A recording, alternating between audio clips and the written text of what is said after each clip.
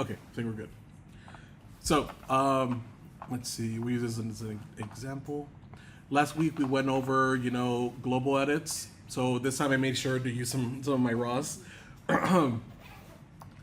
So these are just kind of some landscapes that I took out in Joshua Tree, right? So the beauty about the raw image, the raw format, is that the photos are going to be kind of not beautiful when they come out. They're going to be very flat. They're going to be very grayed out, very gray tone. But again, this is why I wanted you guys to remember or think about raws as, instead of being like a flat image, as like a cube. There's your raw ingredients. Like this is the entire like fruit before you start cutting it up and cooking it. This is why this photo is grayed out, because it is actually like in the neutral plane, the neutral tone of like color within that cube. Think of that cube. If you like turn it around, these are the shadows, these are the highlights, and these are the gray tones. Remember we talked about color theory, where midtones, tints, which would be the highlights, and the shades, which would be the shadows. Think of Lightroom showing you your raw in the profile like format, like the sideway view. So here are your shadows, here are your midtones, and here are your highlights. So it helps me to visualize this as like that cube aspect of the photograph, where it's like I'm not looking at it front forward, I'm looking at it from the side. As you can see, everything is like nice and piled up in the middle. But this is where we start bringing out things out of that raw, like the exposure. We could really fix the exposure, we could really fix the contrast, and you can kind of denote that by the lack of kind of data over here.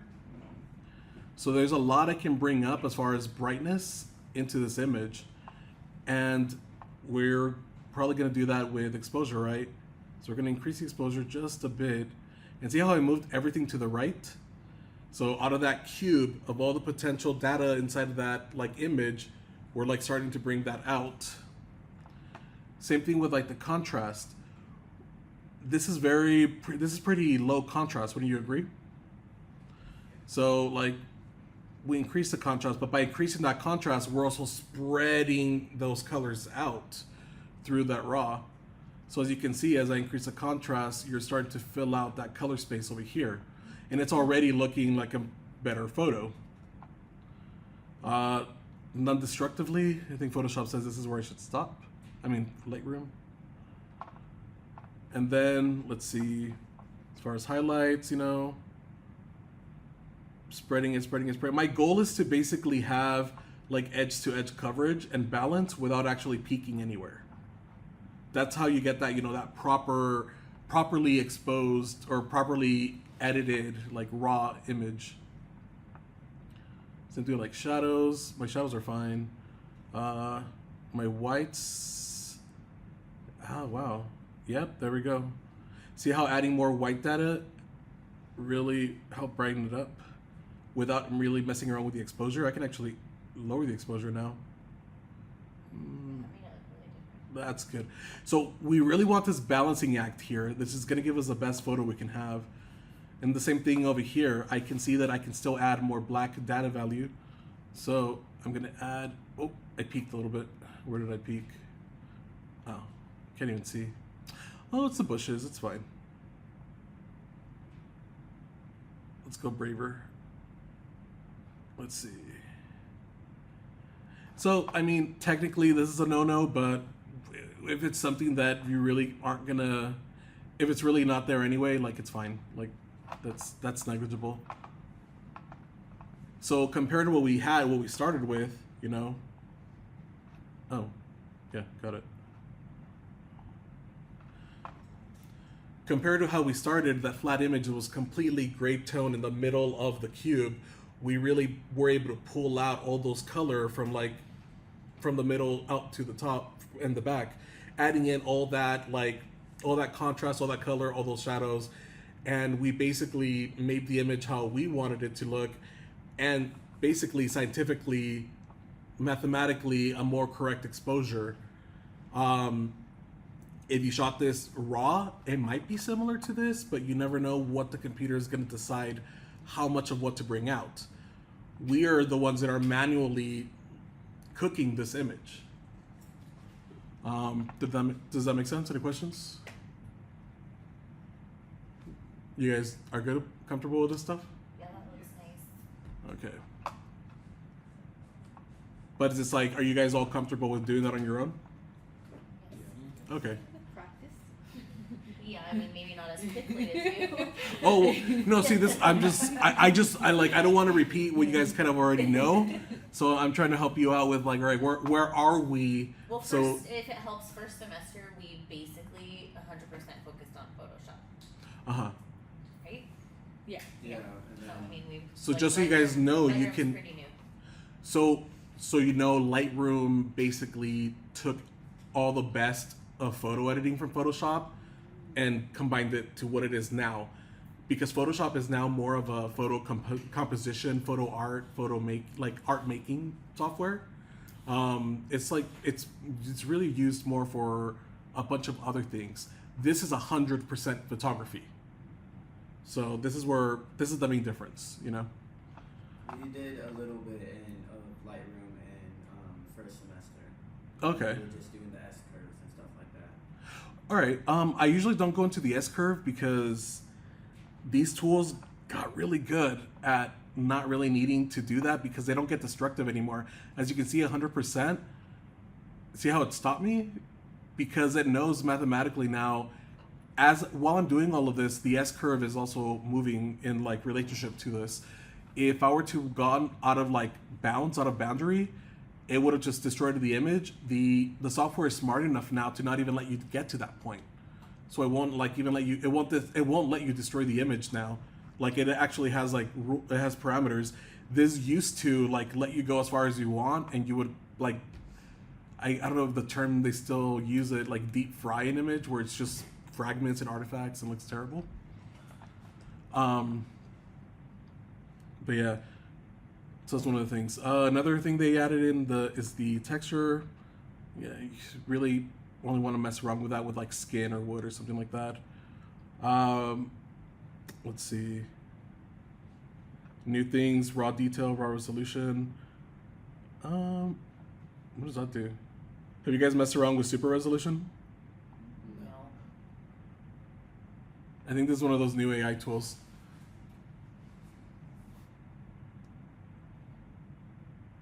All right, what did it do?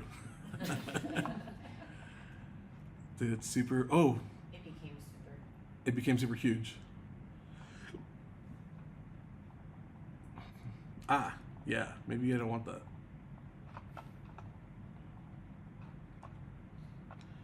I don't know. Anyway, sharpening. Do you guys know how to sharpen on Lightroom? Yes. Yeah. Okay. So you know that trick where if you hold Command, or is it Option? Yeah. If you hold Option while you're scrolling the masking, it lets you fine point exactly what you want to be sharpened without doing a global sharpen, which would make things also look kind of like crispy and deep fried. This lets you selectively mask only what zones you want to increase the sharpening for. What was the key? Option and what else? You just hold Option and then the masking. It gives you more control over exactly what you want to be sharpened. So everything that is white is something that the software sees that there is a difference between two, like pixels that you can bring closer together. So it only works in sharpening. So it's Option and then you click and hold the button, and you slide it left and right. And this way you have way more control over what you want to be sharpened in the image. It works way better in like portraits. Like this is a raw. This is straight out of camera with flash. So I don't know. There's not too much I can do to this one actually. Let's see how far. Huh. No, Auto made it look a little too bright. Ah. Okay.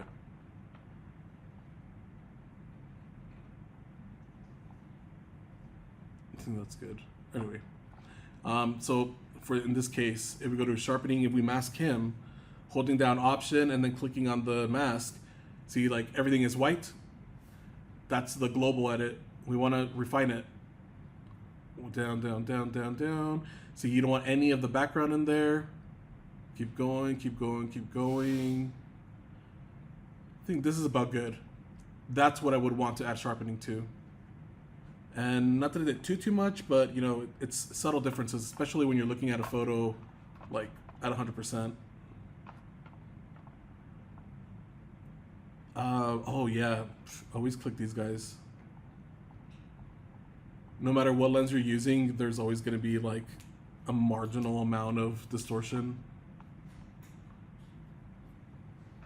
But anyway, I wanted to also talk about this guy over here. So this is where it's bridging that. This is that bridge between like Photoshop and Lightroom now, which kind of allows you to work in Lightroom as like your main thing. It adds layers now. So it does like AI selection. You can either do it yourself or you can try these new kind of like automatic layer select masking tools. I mean, you guys know what layers are. You guys know what masking is, correct? So this does it for you now, which is actually really nice. So you don't have to like hop in between Photoshop and Lightroom now. So you can just straight up isolate your images and even the inverse. Invert. So let's say your background, you see how it's kind of grayish? If I want to wash it out or if I want to darken it to isolate the image, or I want to, you know, blow it out and make it look like a seamless white or something where it's like, you know, just blown, what is the word? Sorry, I'm still loading. But yeah, so you can't tell that there's any texture on the wall. So it makes it easier than on Photoshop, where you would most likely would have to start like kind of drawing with a pen tool all the way around. I think Photoshop has this now too, but it's nice that it's in Lightroom. Let's see. So besides these kind of edits, you also have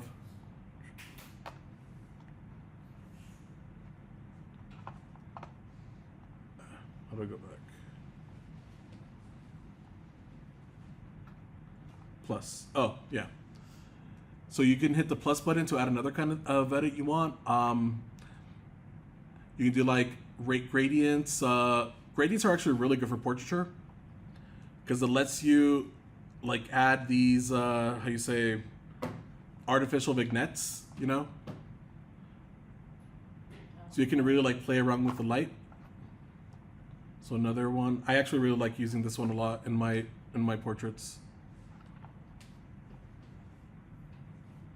So it's almost like you intentionally shot it like with different kinds of like lighting. So I would encourage you guys to play around with this if you haven't played around with it already. You get to do, you know, backgrounds, subjects. You can brush in case it doesn't get exactly what you wanted. You tell it specifically what you want.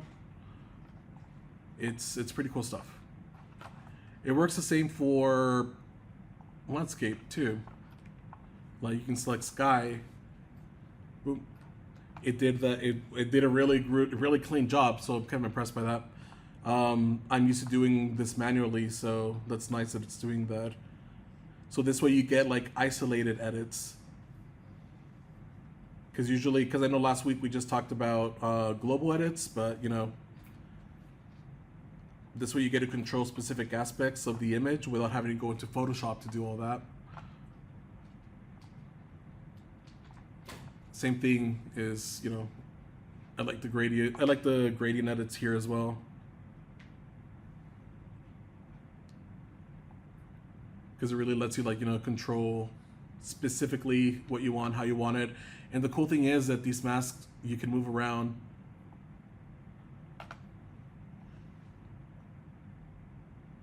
You can reposition them how you like. And everything is isolated to these masks right here. So you can turn them off, turn them, delete them, add new ones. And it never actually, you know, affects your global edit.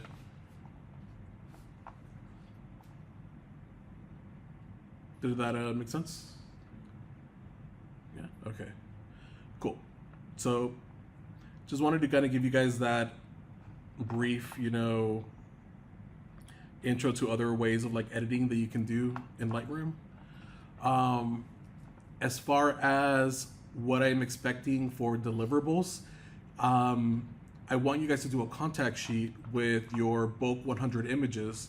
So to do that, we're gonna obviously be in Lightroom. We're gonna select our library. Let's pretend that this is 100 images right here. I'm gonna select all and go to File and Export. You always want to do a specific folder. For example, I'm gonna choose the desktop, new folder, and call it Photo 524, Project 1. Create. All right, tell it not to do subfolders. Don't add to catalog. You can rename this to do custom X of Y, and I have that for my beginning students. Name them your initial and Project 1.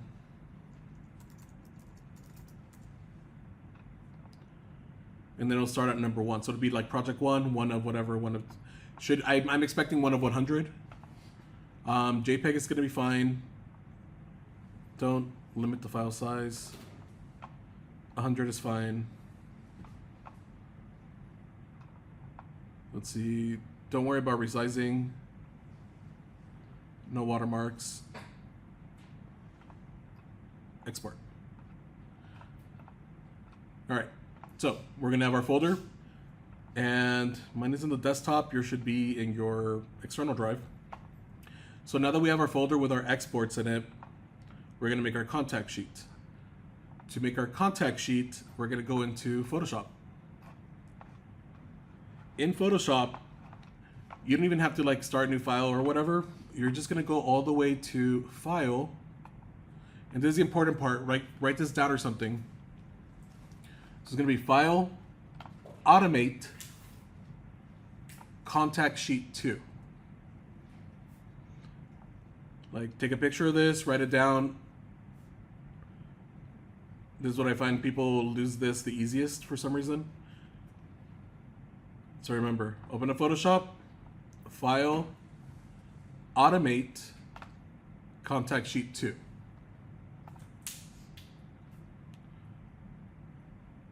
It's gonna think for a second. All right. This is the menu that we're gonna get greeted with. Now, pay attention because, all right, this is a really important part. The beauty of this program is that it's gonna let us select an entire folder full of photos for you guys, your 100. Then we go to choose where it's at. So I'm gonna choose my photo 524, Project 1. I'm gonna hit open. All right, so you gotta do, it's loaded. To know that you did it correctly, it's gonna be like user, whatever, desktop, and then the folder. The last one is always gonna be the folder name. Subfolders, only click that if you sorted them into subfolders for some reason. If not, don't worry about that. Now, this is fine. We can leave this alone. Next step. We're gonna tell it to make a 8x10 document. So that's the size of like standard PDF A4. We want the resolution to be about 180. By default, this is gonna say 300, but I already did this demo for my beginning class, so I changed it down. 100 might look kind of not great. Keep it at 180, it's fine. RGB, 8-bit, that's fine, that's fine. This is the other important part, columns. Switch the columns to try 3 and then rows 4. That's gonna give me, a good view of your work. And then you leave that alone. And you're ready to press OK. Everybody still with me? Yep. Okay. So when you hit OK, Leave it alone. Don't touch anything because it's going to be running a script. Mine finished really quick. For you guys, it's going to be 100 photos. So don't freak out. It's going to take a minute. Now, once you have this, it's going to make one of these at a time. So for 100 images, there's going to probably be 10 windows. Because this can fit like 9. 1, 2, 3, 4, 5, 6, 7, 8, 9, 10. Yeah. So there's going to be 10 windows for you guys. 9 minimum.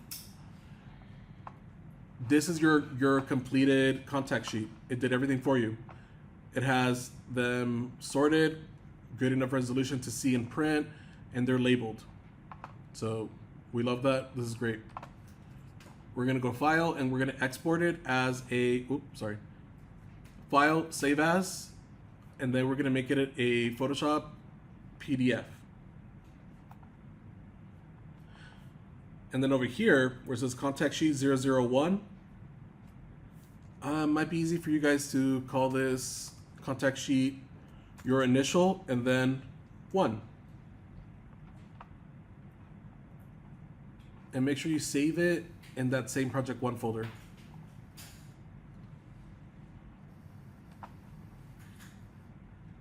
Or if not, if in the project 1 folder, maybe make a new folder and call it contact sheet. There we go. That way it doesn't get lost with your 100 images. We hit save, and you're gonna do this, well, you guys are gonna do this 10 times. So you know how I put PA1? You guys are gonna put your initials 1, 2, 3, 4, 5, all the way up to how many ever contact sheets this makes. It's just gonna ask you your yeah. Cool. So here's our folder. This is our photo dump. Contact sheets. We have a PDF now. So I'm gonna expect this for your 100 images are gonna be a contact sheet of all 100, and that's gonna be about 9 of these PDFs. Do you guys know how to combine PDFs into one file? Like a zip? No, just like combine them together. Basically, because you're gonna have 9 individual pieces of paper essentially. This way to just put them together. I don't know. So to do that, I'm gonna just make a copy of this. Or wait, is there a duplicate? Yeah, duplicate, duplicate, duplicate. So if I remember correctly, if you're on Mac,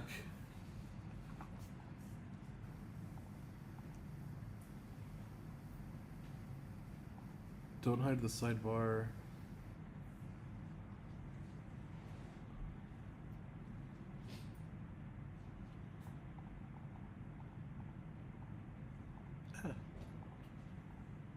There we go.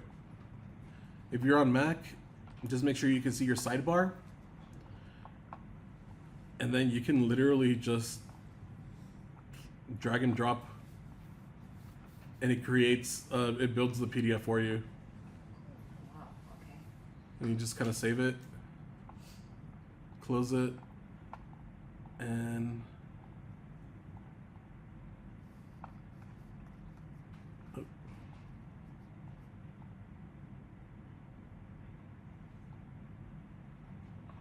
oop, that should have happened. That should have saved it. Okay, well, I may have accidentally lied. You could have done that before. Maybe you did it wrong. The other way you can do it, since you all have access to Acrobat, and this is only if you want to make it 1. You can give me 10 contact sheets. Come on, Acrobat. All right, you press, when you open up Adobe Acrobat, you press open and select files, multiple files, combine files. So multiple, combine. Next, add files. Then we find our contact sheets, highlight them, add files.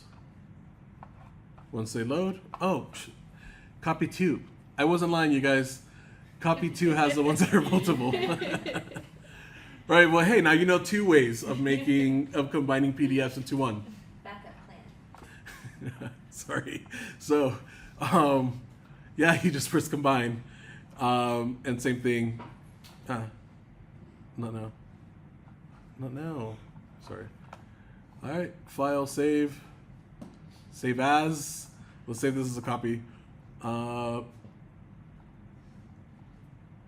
Sure, why not? Call it binder 1. And voila. So now you know how to do it through Adobe. I have a question. Yes. If you make a mistake and you added one in there on that file, Sorry? how do you remove it? Do you delete it or just move it to a different folder? You made a mistake and you added I made a mistake and I added. Yes, it's a number 2. It's a mistake. Will you delete it or did you just move it back to where it was? Oh, you can delete it. And it doesn't Boom. delete. It just. It just deletes from there. Yeah. Okay. It just literally. Did you see it? Did you see that? Hold on. Look. Boom. Boom. Boom. You can just delete it. But it won't delete it from Yeah, everywhere. exactly. What do you mean? Like it's You still just living, deleted it from the but from it's the still file. living somewhere else. Right? You won't lose it. If you. Like let's say you added it to the combo, but you didn't mean to. So remember you still how I- wanted to keep it somewhere else. And you Remember how I added it by dragging and dropping? Mm-hmm. Then it'll be safe because the originals are still here, as you can see. Oh, So it you still will came move from it. wherever it came. It still came from where it came from. If you combine them through Acrobat and then delete these guys, then yeah, you're out of luck. But I mean, you saw how easy it is to make them. Right. Did that make sense? You guys want me to do the contact sheet one more time through Photoshop? Yes. Okay, Thank you. Photoshop. So we're not even going into Photoshop. We're just using its automated scripts. So once Photoshop is open, one more time, File, Automate, Contact Sheet 2. This is gonna say folder. If it doesn't say folder, it'll say file. Don't mess with that. Just make it folder because you guys are gonna be submitting a contact sheet of 100 images. You're gonna choose the folder. So I put my. Let me move this out of the way. Sorry. This is where we're doing it.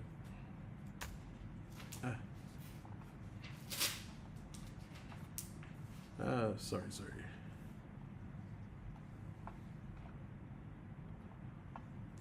Oh no. It's fine. Sorry. Yeah. Photo project 1, that's where we've done the photos. Just open it. I think it's gonna probably include, oh no, there you go. Don't include subfolders. So it's gonna leave the sub. I was afraid it was gonna bring in the PDFs from the subfolder because it will do that. If you have include subfolder unchecked, it's not gonna do that, so you're fine. And then you just double check over here. You might see centimeters, you might see pixels. We'll just keep it in inches because America.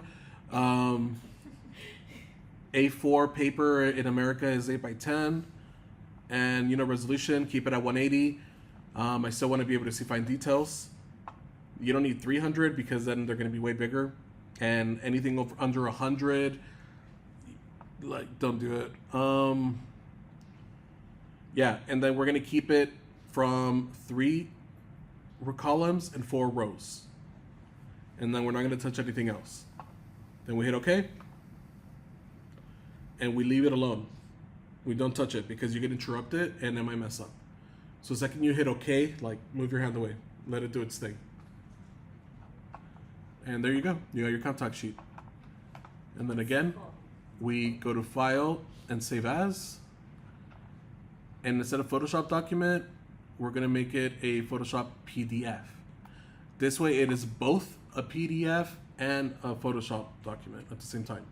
So you can open it anywhere that can open a PDF. Just make sure you name them all, your initial, and then one of however many. So for me, PA1, because I only have one. Yeah, replace it, it's fine.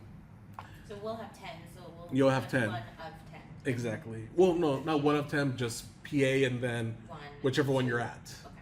If you want to put 1 of, that's fine. And I'm so lazy. we want 100 images like this for project 1 and 10 of our best ones Yeah, exactly. in the So in the the other format.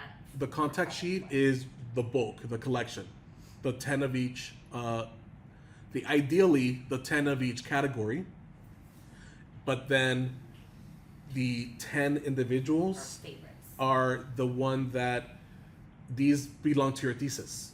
This is like, because you're gonna give me like a data statement, like a thesis saying like, this is in this series I'm talking about this, but you're hitting each one of the categories, Yes. and it's gonna be your one of each category, but that has to do with your thesis.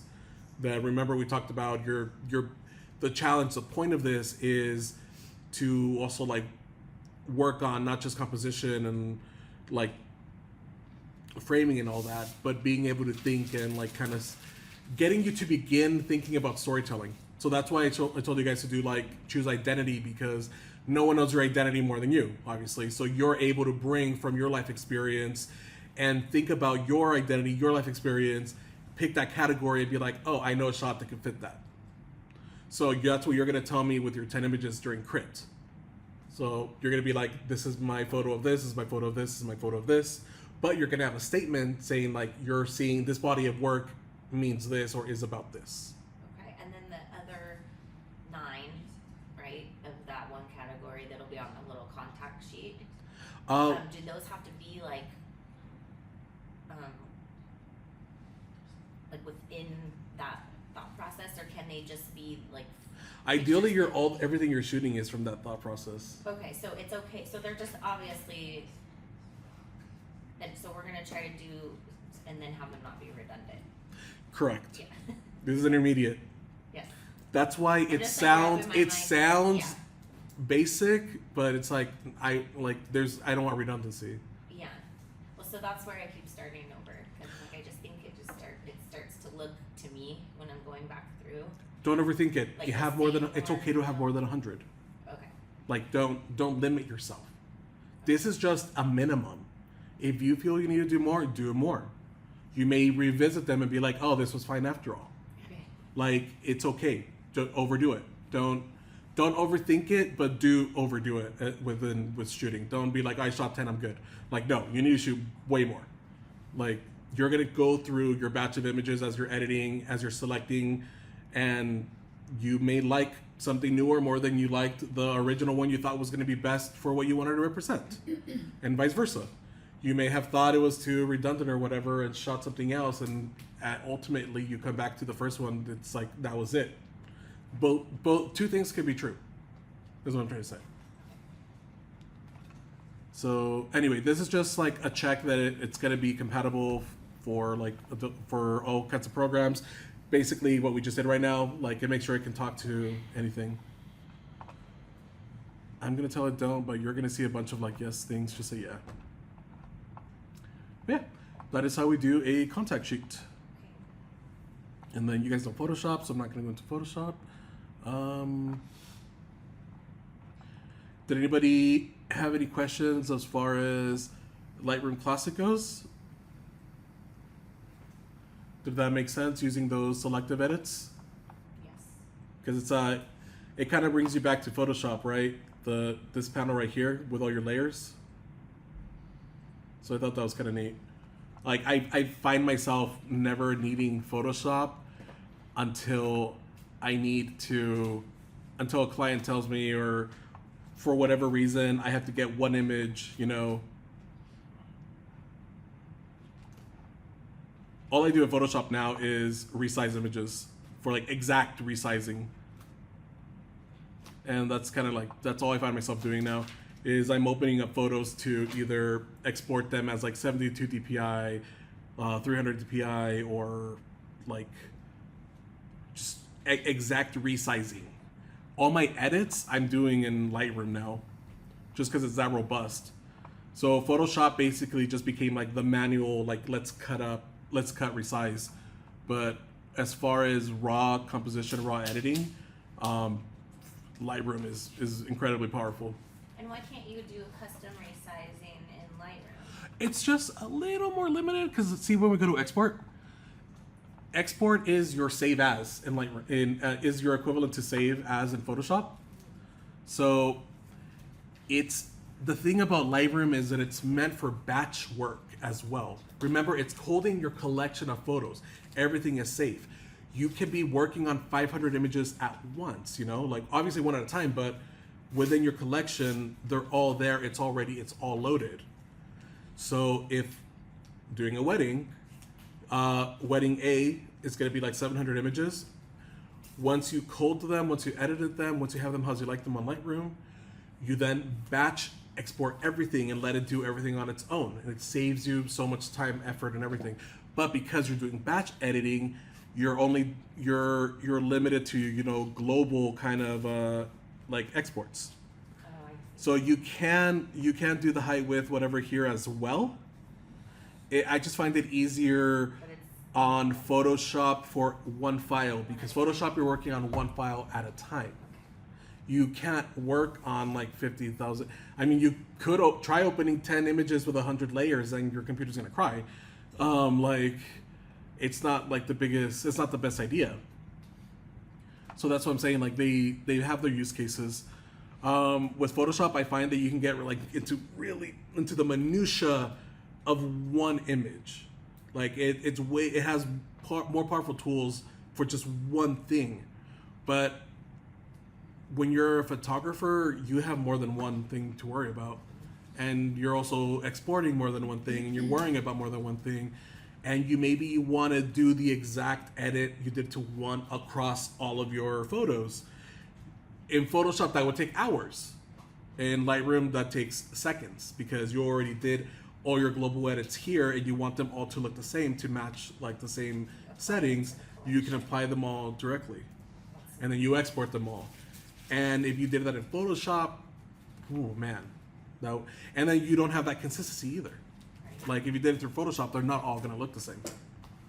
So it's photographers work in volume. Lightroom is for volume work.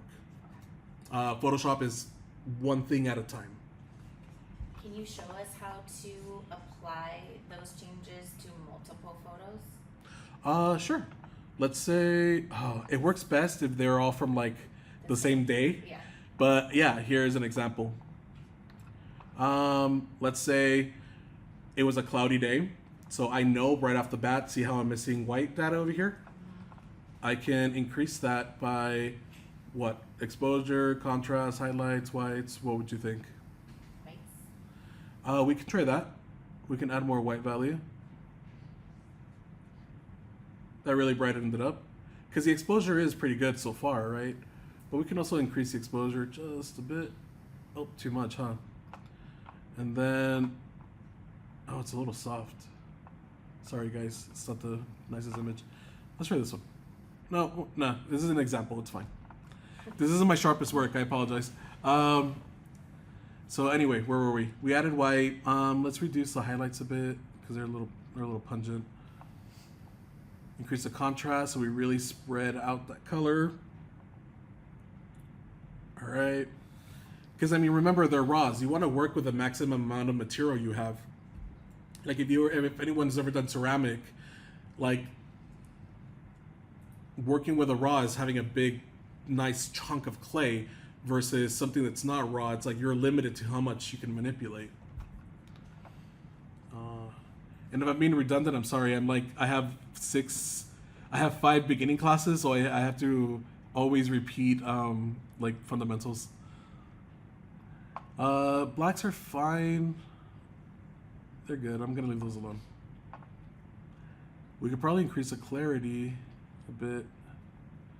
Dehaze? No, that's cheesy.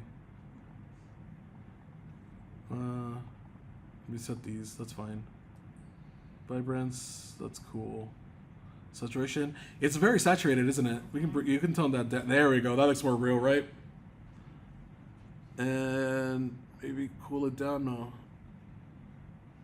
There we go. How does that look, guys? Better? Yeah. Better than it was? Yeah, much less yellow. Okay, cool. How'd you do that? Oh yeah. Check this out. I don't know if you don't know how to do this. You come down here. So this is your whole image.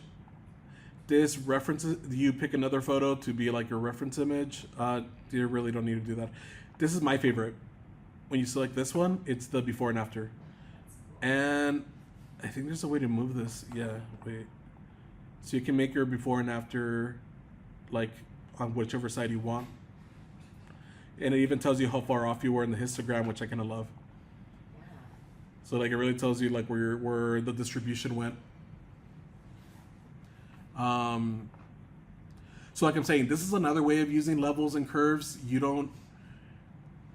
Levels and curves is the traditional way in Photoshop, but we're doing the same thing in Lightroom. We're still equally distributing the color data and everything as you would be doing in curves. Curves is I don't want to insult anyone. It's like the old way of doing it, you know. It's old school. Like people in the industry now, they don't really mess with. You don't really mess with curves because of how robust the software is now. It doesn't let you destroy the work, which is why knowing curves was important before, because it gave you so much control that it didn't let you destroy the work the way these sliders used to. Because these sliders used to be wild, like you would just mess things up. So that's why like they never mess with this stuff. They always worked on curve. But like as long as you know how the histogram works, you're editing curve. But more specifically, almost. Right? It's just a different modality. Because curve is more for Photoshop, because it doesn't have like this. It's so weird that they made the programs like bioequivalent, but they're still different languages. So like as a photographer, like I really just became way more into Lightroom. So anyway, I went on a tangent, sorry. The point was, how do we do global edits or selective edits, whatever edits, and copy them? So everything I just did right here, I want to apply it to all my other ones. So I go to my film strip. Remember this is called the film strip, this area. Select the image, right click, and it's copy, should be like copy settings. Edit and merge.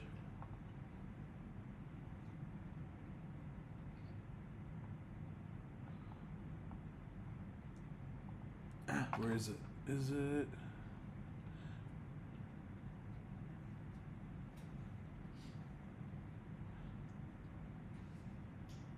So I never use it, and I forgot how to do it, you guys. I'm so sorry. Well, here's something you can do. You can go to presets, and you can make this a preset. Create presets. We're gonna call this Pedro's preset. And see over here, it's gonna let you control what it is that you want to want to make the preset. So essentially, everything we did over here, as you see, exposure, contrast, highlight, shadow, whatever, I can select, I want you to make this a preset, and make a preset of all the things that I made a preset of. Right now, by default, it's just about everything. Would you specify what you did? Would you like methodically go through it and make the right check marks, or would you just let it do? In a professional setting, yes, you would. Okay. So like, I didn't mess around with any of this, so I'm not gonna do this. But you can. So since I didn't do any of this, but I did do these, I'm gonna leave it like that. And create. Under presets, it'll appear as user presets. So now this image over here, this is flat, unedited. If I want to use the same preset, assuming, this is a bad example because assuming, see what happened? Assuming it was the same day, it would look exactly the same. But applying this, I just copied exactly what I did to this image over here. So that's one way of copying it. So we could name the preset like whatever the photo shoot was, like Balboa Park. Or... Yeah, exactly. Like if you shot a bunch in Balboa Park, and you usually shoot during that day, during that climate or whatever, and you get in there, you get like the texture the way you want, like the clarity the way you want, you dehazed it just right, made it super punchy, and you like that look, and you're proud of yourself, save it as a preset, and then apply it to their photo, see if it works. And you made it. People make money doing this, and it's kind of crazy that people buy these because you can make it yourself. And people make a killing convincing other amateur photographers that they need to buy these presets because they have like the magic formula. They have the same spices you have. Like you just like learn how to use seasoning.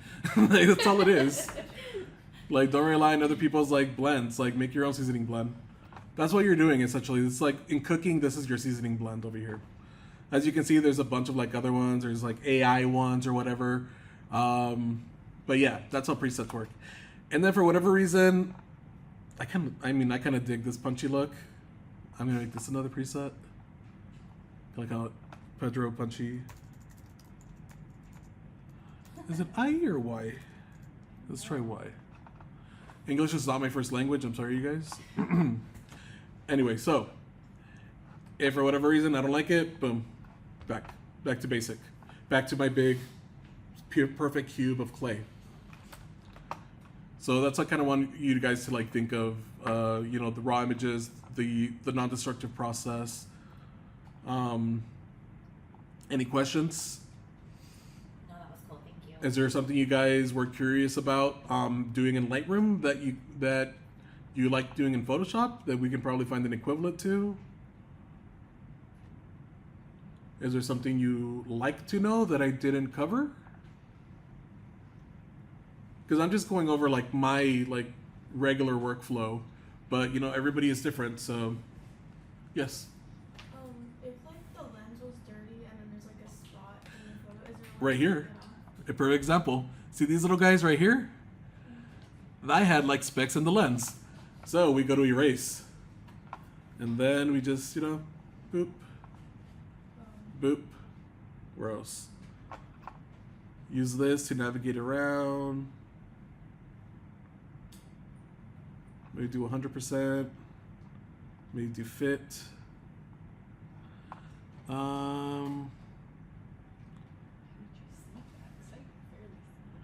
I just knew because from the I just know because I'm traumatized that I had a whole day of shooting and I had like 100 and something images that I was really happy with and they were all right here because there was like a little speck on the lens.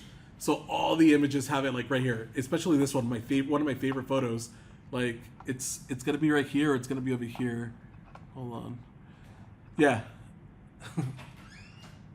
Wait, do you guys see it? No. It looks pretty good.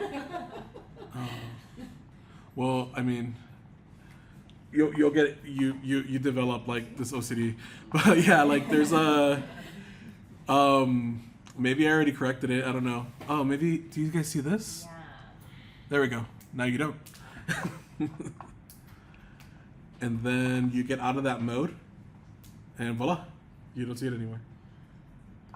So that's how you would get rid of like a little tiny smudge or something. And that's okay. That's not considered like AI. Right? No, not at all. This is not AI. I mean, okay. You have to remember, you guys, AI is a buzzword. Machine learning, algorithmic processes, they're really, they get categorized. What you're doing here borders under AI because it's technically machine learning, but this is very basic. Like this isn't, AI would have been reconstruction where like You're making it into a clown appears out of the freaking sky or something, and like the computer generated that clown. That would be adding AI to your image. Okay, an Like example. something that wasn't already there.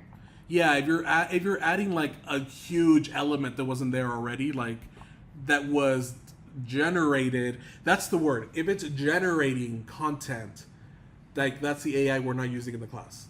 You're not generating content here. You're algorithmically seeing a pattern and just like reproducing it. It's a little different because the AI that is evil, that relies on stealing, you know, work from other people and then saying that it's making something original. That's what we're not doing. If we're using AI as a tool to just like, you know, work with what is already there, Like that's gray zone. That's fine. Can you show us the one with the desert? The desert with the, is it a tree? Sure. 1 second. Did that help as far as like if there's like a smudge or something? Yeah. Yeah. No. The erase is really good at that. The tree. Yes. What about it? Let's say that's my picture and Uh-huh. that's my shadow at the front. Can I use AI to remove that shadow? The So front shadow? we're gonna try to be more aware as photographers to not only compose our image well, but pay attention to other things like our shadows. Am I allowed to use AI? Let's say it was just. Ideally, I would like for you not to, but if you really, really, really need to, I think it's smart enough to remove stuff like that now. Like if I were like to do this whole thing, No, that one's fine. I was thinking about the one in the front. see, That one. no, because like that's in there. Like that's why if this happens, you reshoot. If this happens, you crop it out, you reshoot, you put the timer on your camera so you're not in it. You move angle so that the shadow isn't being casted in the image.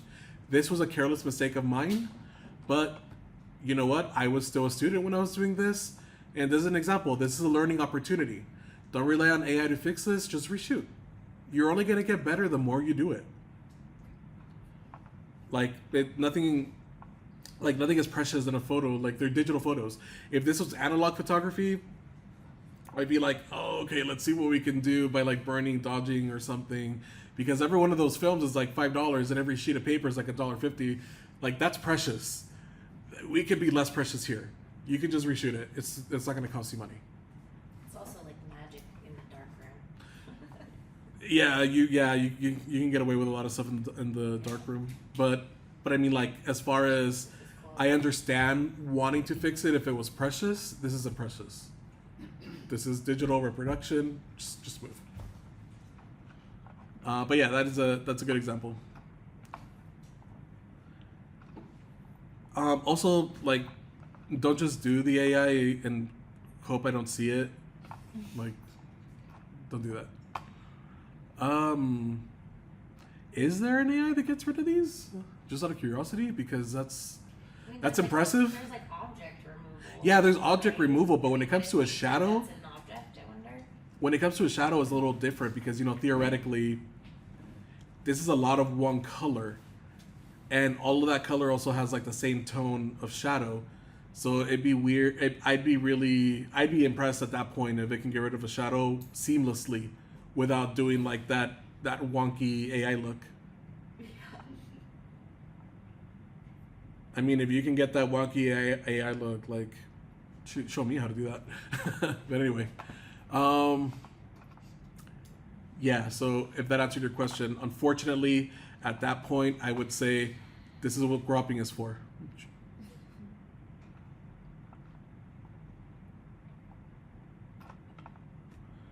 Boom. In Lightroom, when you crop, do you lose data like you do in Photoshop? Yes. Okay. So every time you do crop, you are losing image data, which is why having 30 megapixels plus in your camera is great, because you can keep cropping without losing any resolution. When you have 20 megapixels, really what you frame is as cropped as you want it to be. So when you're working with like lower megapixels, move. Just get closer. Try not to crop. Cropping is a privilege of like high megapixel cameras. Like if you guys had like a medium format or like that 40 megapixel R5, like you could do with that 40 megapixel one, I could get like way up in here if I just wanted that, and it would have looked super sharp still. Because see how this looks all like fuzzy and gross? So, like, yeah, limit cropping to like just what you need. So if there's no way of getting this photo again and you don't want to mess with AI, just crop it out and call it a day.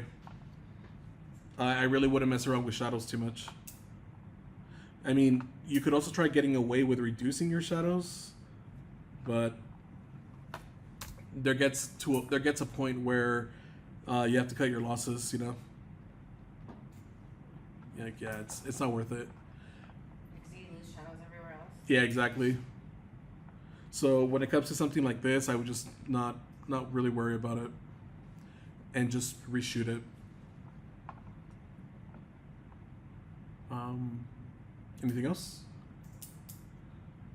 Are you guys comfortable now with how to export? What I'm expecting as far as your deliverables? Yeah, but and where do you want us to send it? I'm to? gonna add that module today onto module 4. I'm gonna make it a live. Here, I'll show you guys. Oh, this is like a prom photo I did. Let's see. I don't know if you guys have messed around with like outdoor Godox. They're not bad. I'm liking these. I'm liking those new outdoor flashes they have. They're really soft.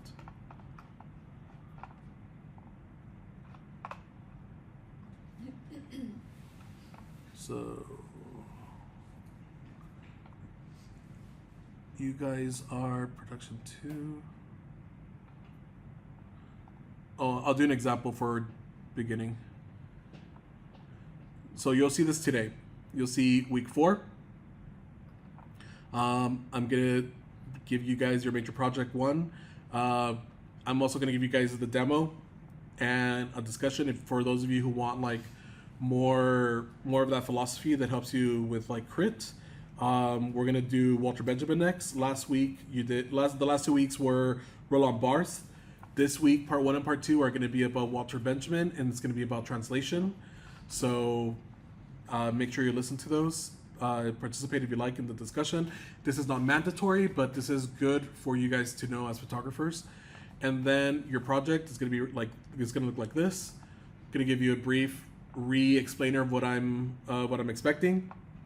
And you, where is it? Oh, I think it's because let me view it as a student. Modules. Do we get extra points for watching the video? Just asking. You gain the ability to use proper discourse when having critique, and the ability to use proper vernacular when in an art setting to sound like you know what you're talking about. You gain life lessons, life experience, food for thought. Oh shoot. Oh, it's locked until. My bad. I fell victim to my own device. Sorry. Well, I mean, you guys know what submission looks like, right? Like Yeah, file but submission. just through Canvas. It's gonna be a file submission through here. Okay. I'm sorry. So we'll upload the contact sheets and the Yes, you will upload The basically PowerPoints. the contact sheet, 1 image or multiple images, the 10 images, and then a brief artist statement, a brief thesis statement. This is baby stuff. Like, this is to get you, this is practice. This is a warm up. I'm not expecting like a 1-page bio. This is my artist statement. You guys aren't there yet, but you are in a point where you know who you are. You know about your identity. You know why you shot these and what you're showing me, so you can talk about that. And that's all I really expect. Is in this series, I'm showing you this. It's very, very, very low stakes. and you want our 10 images just to be singular images, not to be put on PowerPoint or Correct. anything like Your images are going to be singular images, and they can be high-res JPEGs. They can be TIFFs. They can be whatever. I keep wanting to call it something else. I keep wanting to call it Blackboard. Canvas will allow you to upload. So I know it has no issues with JPEGs, so give me high-res JPEGs. I'm gonna look at the metadata anyway, so don't not include metadata in those exports. Right there, we have the option to send the 10 pictures individually, all together? So Or the sheet, the contact sheet? the contact sheet and the 10 images. Okay. You're just gonna highlight all of them and throw it on to the upload thing. I didn't limit it, so if you ever had a class where you submitted and it lets you select files, yeah, just the 10 photos and the PDF, or the 10 PDFs. So I'm expecting either 20 files or 11 files, because it's And then gonna be we your have 10 images, and then your either separated PDF or your combined PDF. It's So up to we you. should have 10 JPEGs or PNGs or whatever we're Oh, the doing, best and then 10. Does it accept PNGs? Yeah, actually, scratch that. Make them PNGs. So yeah, so if it because I've had issues with at CSU I use Google a lot, and Google has an issue with like TIFFs and PNGs. Yeah, I mean, in digital media last semester, Alan was always having us do both the PSD and the PNG, and it would never have any issues with Canvas. We'll do that for Project 2. Project 2, we're gonna up the ante by increasing the deliverables, and that's why I'll be asking for PSDs as well. Okay. And that's where because you can see all of our movements. Can you see that in Lightroom? I can look at the metadata and I can see things that are edited, but I can't see the original.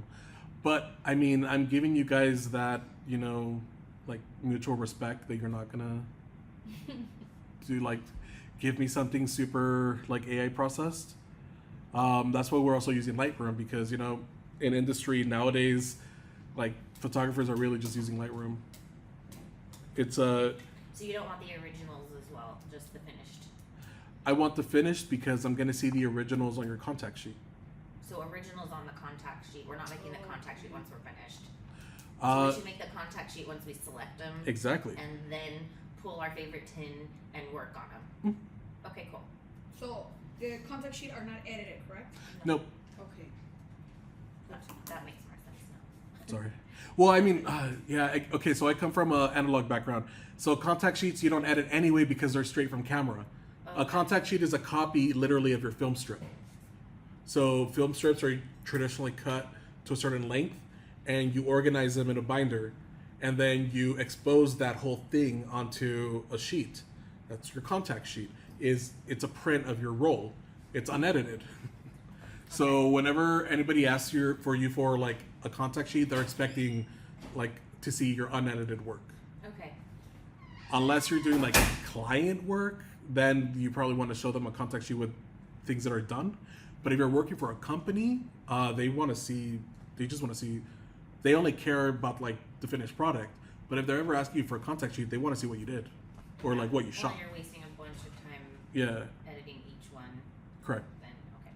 Because usually your editor or something will use a contact sheet to circle and be like, do this one, do this one, do this one. And then you know which ones to work on. Because like I said, if you're working directly for a client, you're the one that's controlling everything. You are front and back of the house. When you are working for a company, you're just front of the house. You're not back of the house. So you have to give them everything you have so they can tell you which ones they want as far as for you to continue working on. I've done that because I've shot for Palm Springs Pride for like 3-4 years, press pass, and they'll want the contact sheets of everything to basically select which ones they want to be like a cover image for a magazine or something, and then I know that concentrate on those. It saves me time as well from wasting hours working on things that they don't care about. That makes sense. Yeah. So that's kind of contact sheet theory. So forever, if it's a contact sheet, these are always unedited, always. If it's unless for we're, like a doing company, Melissa, where we're doing a wedding and they have to select or whatever. if you're the boss Yeah. and you're the entrepreneur in this situation, your contact sheet is for the client to pick what they want to buy. So at that point, you want everything to be nice, and even watermark that shit. Like watermark it, Give it And a then chance. make it nice, you probably, but and then in that setting, would you not call it a contact sheet? Would you call it proofs? at that, yeah, and that's see that's kind of the difference. Yeah, proofs Yeah. would be like done, Like but you're like gonna- watermark. Contact sheet is just literally a physical copy of your work. Okay, cool. When are you gonna teach us how to watermark? You guys want to do watermarks? You can watermark Somebody here. else wants to take my pictures. This girl. She needs business. Yeah, don't let AI take your pictures without watermarks. Can they remove Do you it? think that we should watermark pictures we're putting on like LinkedIn? Like we're in. So my philosophy social media, on we just started online a image. LinkedIn, for as an assignment. So And my we threw up philosophy on some that, Pictures and I was like, ooh, I don't know. Like, do you watermark those or? you intentionally upload only bare minimum resolution. Okay. So that's why they do 72 DPI for screen because it looks fine on the screen, but the second you try to do anything to it, it looks like crap. Also, when The second you turn try it to around, enlarge it, it's terrible. The second you try to print it, it's terrible. It limits what people can do with it. So if it's gonna be online, do the bare minimum DPI or pixels per inch, whatever. Yeah, I thought about it after the fact. I put up like 4, and there were ones I really liked, and then I was like, oh, I don't know. No, I learned the hard way. I've had some of my images stolen too. I was informed by one of my friends that like, oh, you were published in this magazine. I'm like, was I? And it was one of my images, but no credit or anything. And I was like, oh, okay, that's nice. Did you call? I let it go. It He's like, wasn't. I know. Throw it's my mine. name up. Yeah. I'm like, I know know it's I fine. did that. I could tell people I was published. But anyway, yeah, the best thing you can do at that point is the lowest resolution possible. It makes your things pop up sooner on people's devices. You don't want to waste people's data. So if you have a website, make sure all your images are also like minimum resolution because people can actually scroll through your website no problem. If you're putting like PNGs in your website, 200 DPI, people are going to be like waiting for things to load. Yeah, they're going to look amazing if they try to zoom in, but that's not the point. And besides, you also don't want to give people access to that much like resolution remotely without your control or your consent. Like, So it's good enough to make the resolution so low they can't work with it. We shouldn't worry about putting like your watermark across the middle. yeah, so that's how you passive aggressively watermark. Okay. I call it passive aggressive watermarking because you can't do anything with it anyway. Yeah. You can try like software like Gigapixel to like blow it up, but you're trying too hard at that point. If you watermark it, that's more aggressive because that's like obvious. Don't try it on me. But low resolution is like passive aggressive because it's like, go ahead and try to do something with it. It's gonna look bad. Okay. Thank Can you repeat that again? How to do the resolution? So to share it looks nice, but cannot move it around, like edit it or anything. So remember, if it's for screens for viewing on a display, 72 DPI is kind of like okay-ish standard. You can get away with like 100 maybe, and that's good for screens, but it's not good for printing. For printing, you want minimum 300 DPI, and I think we went through that last week. If you were paying attention, in our exporting different There's formats. so much information to take. Well, I mean, that's why the video is on. That's why I have the videos there for you to Literally in recap. my notes labeling 72 DPI as So for those of you who don't know, passive aggressive watermark. Look, Yeah. Look, I printed every single Oh, thing I appreciate that. you have told me, Okay. taught me to go through I appreciate it. that. So Look, get a plate, get a piece of paper and just write down print standards. last class I left my notebook in the car and I couldn't write anything. So just write down anywhere if you're gonna print it 300 and above DPI. If it's for a computer, 72ish is good. It's fine. Got your hand up or stretching? I'm just You're good. Watermark. So when you go to export an image, you click on right here, watermark, and you can edit the watermark and see it'll show up over here. You can make it whatever you want. You can even make it an image, but where's the movement option? Oh yeah. See? Whoop. And you can actually increase the opacity. So like how much of this I want. Oh, that's for the shadows.